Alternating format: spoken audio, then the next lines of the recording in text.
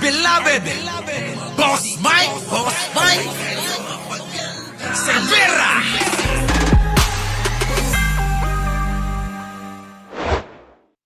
Diba ang layo ninyo? Huwag kayo sumabay. Huwag niyo Huwag kayo sabayan itong... Huwag niyo po itong sasama dito.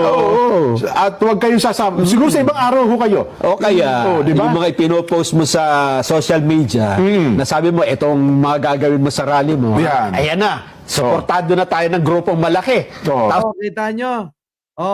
Di ba kayo nahiya sa mga iglesia ni Cristo? Ayan sinasabihan kayo. Ano sabi sa inyo? Abay, kung gusto ninyo na kung gusto ninyo na mag-rally kayo, gumawa kayo ng sarili nyo. Huwag kayo yung nakikisingit. Saan? Sa mga malalaking grupo tulad ng mga to. Kita nyo mga kababayan? Nako! Kaya mga kababayan, pagka mayroong mga bumatiko sa iglesia ni Cristo, may mga naglabasan na pambabatikos sa mga kapatid natin sa iglesia ni Cristo, malamang sila yan. Tama, mali. Alam nyo naman kapag kaayaw ng mga DDS, yung mga sinasabi, ng mga kung sino-sino, abay binabanatan nila eh. Di po ba? Binabanatan nila eh. Kaya kung sa mga susunod na mga araw, mga kababayan, meron kayong mga nakita na mga pambabatikos, pangbibira, paninira sa kapatiran ng Iglesia ni Cristo, abay mga DDS yan. Oo, sigurado ko. Di po ba? Sino? Sino ang maninira? Gawain ba nating manira? Hindi natin gawain yung naninira. Gawain nating sumagot. Pero hindi tayo naninira. Di po ba mga kababayan? Kaya, asahan nyo na yan mga kababayan.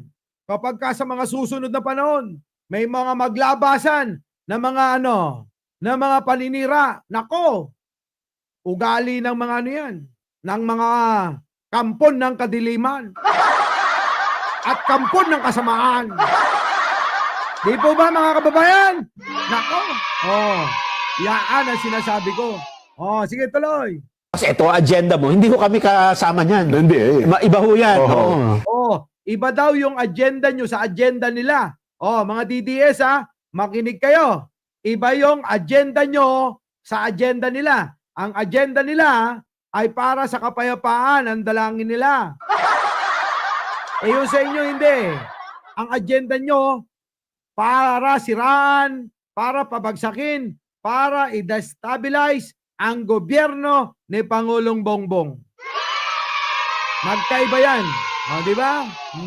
Mag-schedule kayo ng ibang rally ninyo. Doon kayo sa Sapagkat ito pong rallying ito, inulit namin tandaan nyo po, National Rally for Peace. Para Kita nyo? Maliwanag yan mga kababayan. Maliwanag. po ito sa kapayapaan, hindi po para sa injustice o ano pa man, ibagsak sa ganito, i-impeach sa ganito, hindi po. Kita nyo? Hindi yan para ibagsak si Pangulong Bongbong Marcos.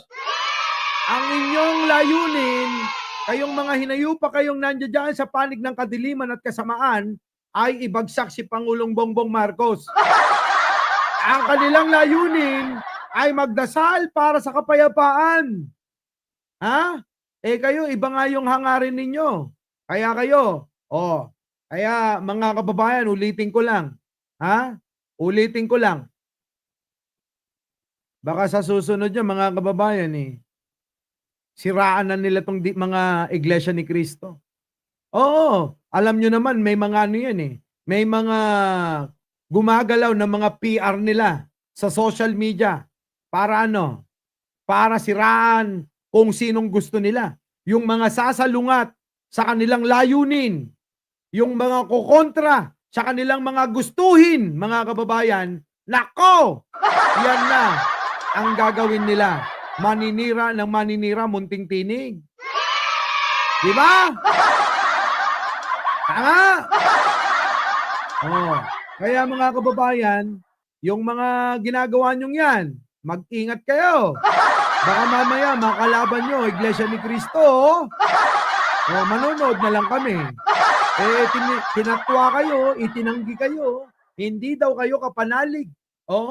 Hindi daw kayo kapanalig. At hindi rin daw sila sang-ayon sa mga gustuhin ninyo. Salungat sa kanilang kagustuhan, yung mga hangarin nyo. Di po ba mga kababayan? Biruin mo, salungat sa hangarin nila, yung mga hangarin nyo, kaya never daw kayong pupunta at makikisiksik sa kanilang mga gawain. Huwag daw makakapal ang mga mukha nyo. Sa bagay, makakapal talaga mga mukha niyan. Sa Japan nga, nagrarally ang mga yun. Yung pa kayang sumama, sumiksik sila sa gagawin ng mga Iglesia ni Cristo. Nako, mga kababayan. Oo, malabo yan. Diba? Yaan ha.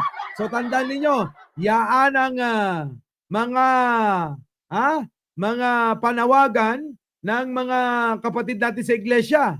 Nilinaw nila na ang kanilang gagawin sa 13 ay hindi para kung saan, hindi para pabagsakin si Pangulong Bongbong Marcos, bagkus ito ay gagawin panalangin para pakikiisa sa katahimikan ng ating bansa.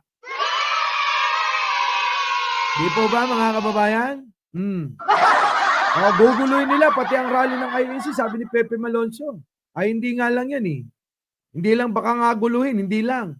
Baka sa susunod, binabanatan na nila ang Iglesia ni Cristo eh. Oo, maniwala kayo. Bay, nako, ugali ng mga DDS yan eh. Lalo na yun, napapahiya yung mga yan. Alam nyo naman yung mga yan. Kahit na alam nila na mali na yung kanilang mga nililitanyang mga pahayag, abay, ang gagawin nila, dahil hindi sumang-ayon yung kanilang mga nabanggit sa kanilang mga sinabi, yung mga yang hindi yung mga yan na sasalungat sa kanila, babanatan nila eh. Gagawan na nila ng kung ano-anong mga mapapangit, mga mapanira na mga propaganda. Kita nyo, mga kababayan? So, mga kababayan, inuunahan ko lang kayo. Sa totoo lang, sila ang may ugali ng manira at gumawa ng samot-saring mga propaganda. Diba? Our beloved Boss Mike,